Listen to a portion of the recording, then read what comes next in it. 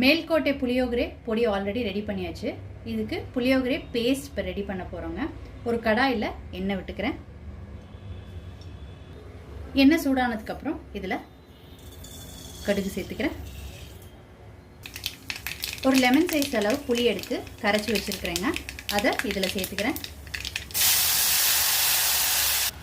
இதில் மஞ்சள்தூள் சேர்த்துக்கிறேங்க.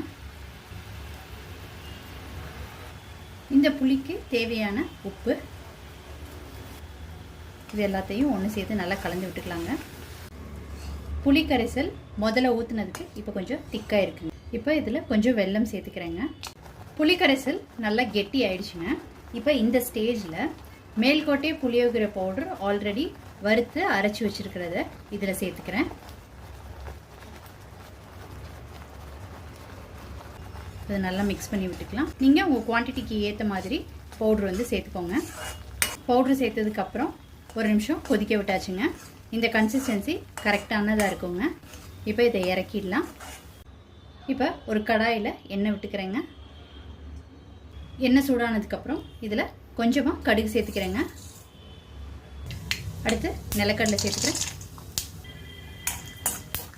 காய்ந்த மிளகாய் சேர்த்துக்கிறேன். அடுத்து கருவேப்பிலை,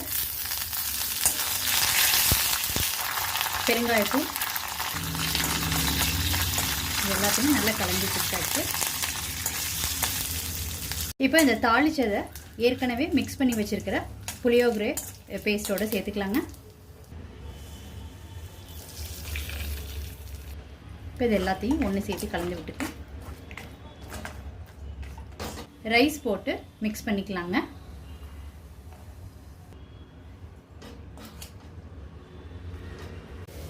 எல்லாம் ஒன்று சேர்த்து நல்லா மிக்ஸ் பண்ணியாச்சுங்க.